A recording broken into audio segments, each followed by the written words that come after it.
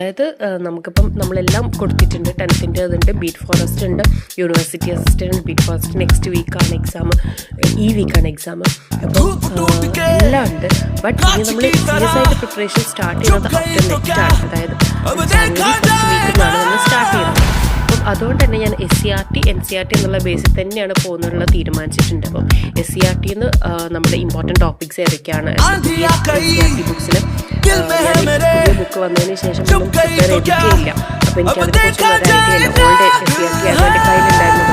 പുതിയ SCRT എന്താണ് ഏതാണെന്നൊന്നും ഒരു ഐഡിയ ഇല്ല. അതിനെക്കുറിച്ചൊക്കെ നന്നായിട്ട് പഠിച്ചിട്ട് വേണം എനിക്ക് അതിൻ്റെ ഒരു ടൈം ടേബിൾ ക്രിയേറ്റ് ചെയ്യാൻ വേണ്ടിയിട്ട്. അപ്പം SCRT പുതിയ സിലബസിൽ ഏതൊക്കെയാണ് ചാപ്റ്റേഴ്സ് എന്നുള്ളതെല്ലാം ഞാൻ നോട്ട് ഔട്ട് ചെയ്ത് വെച്ചു.